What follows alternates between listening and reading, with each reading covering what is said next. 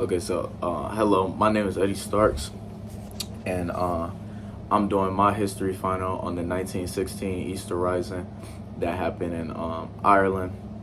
And firstly, what I want to start on is what exactly is the 1916 Easter Rising. So the 19 the Easter Rising of 1916 was a pivotal event in Irish history, making a significant step towards independence from British rule. It began on Easter Monday, April 14th, 1916, when a group of Irish nationalists staged a rebellion against British rule in Ireland. And we're going to begin to build more on that point, but this was really the turning point for Ireland in the fight to get their independence from the British. So nextly, what I want to talk about is who was the groups involved in the 1916 Easter Rising.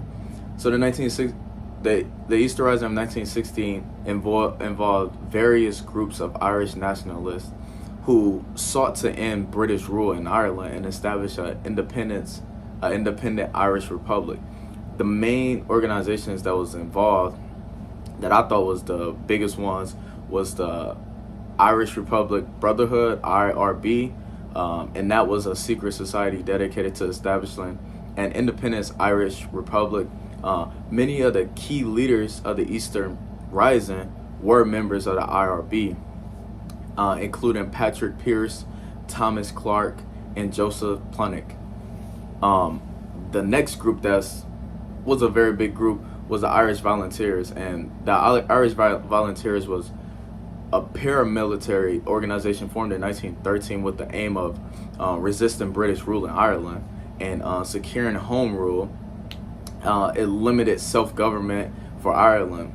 Although the leadership of the Irish Volunteers initially opposed the rising, a faction within the organization led by Ian McNeill decided to proceed with the rebellion. Then I want to get now into the point of what was the importance of the 1916 Easter Rising, and I kind of hit on that a little bit earlier, but the main importance was it was inspiration for the Irish independence movement. The Irish have been under British rule at this point for hundreds of years, and through these groups and these great and powerful leaders, I'm gonna talk about the leaders further in the video, but Ireland starts to see this shift where they really want to break free from British rule. So that was one of the inspirations. And then the Easter Rising served as a catalyst for the broader Irish independent movement. While the rebellion itself was a fail, like they didn't win the rebellion, they failed, and they failed pretty bad. But its aftermath saw a surge in popular support for Irish nationalism. The brutal British response, including the execution of rebel leaders, turned the public opinion in favor of its independence, because they seen,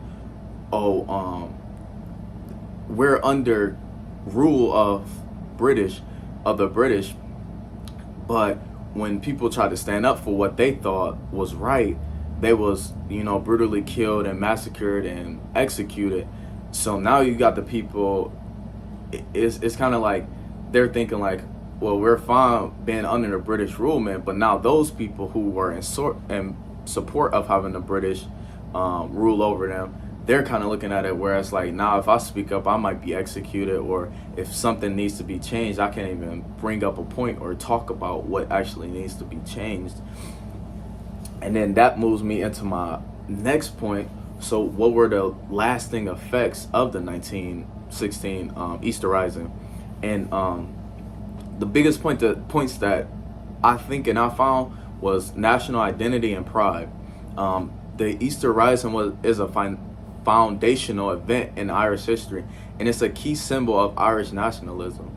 It continues to be commemorated annually in Ireland, serving as a reminders of the country's struggle for independence and the sacrifices made by those who participated in the Rising. The leaders and participants of the Rising are reserved as national heroes and contributing to the sense of pride and identity among the Irish people. this is gonna lead me into now talking about some of those names and the top 3 people who I thought were the most important. So who were the leaders of the Easter Rising? I have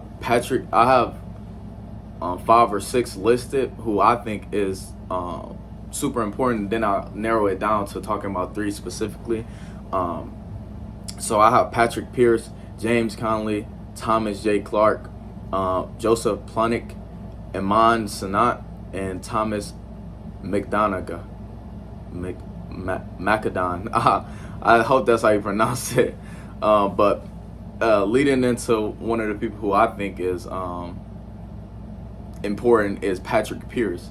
Patrick Pierce was a writer, educator, and prominent member of the Irish Republic Brotherhood, the IRB, which I talked about previously.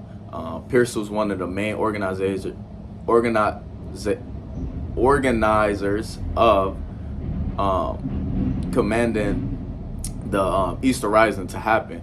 He served as president of the provisional government declared during the rebellion, and what was one of the persons who signed the proclamation of Irish Republic. And Pierce was executed by British authorities following the rising. So as I talked about before, people were upset that their leaders and their great people they had got executed, and he was obviously one of the people who got executed because of his huge impact that he had. Next person I want to talk about is James Connolly and Thomas J. Clark. James Connolly is an Irish socialist leader, trade unionist, and the founder of the Irish Citizen Army, the ICA. Connolly played a crucial role in the rising, and he was one of the commanders of the rebellion forces in Dublin, and was also another person who signed the proclamation of Irish Republic. Connolly was severely wounded during the rising and was then later executed by firing squad while strapped to a chair. So these people and these leaders really faced brutal deaths and sad deaths because they just really tried to stand up for what they believed in. They was killed and executed for basically standing up for their beliefs. Then now to my last leader, Thomas J. Clark. He was a veteran of the Irish Republican and a prominent member of the IRBA, what I talked about earlier. Clark was one of the main architects of the Easter Rising, and he played a leading role in organizing the rebellion and served on the military committee that planned the uprising.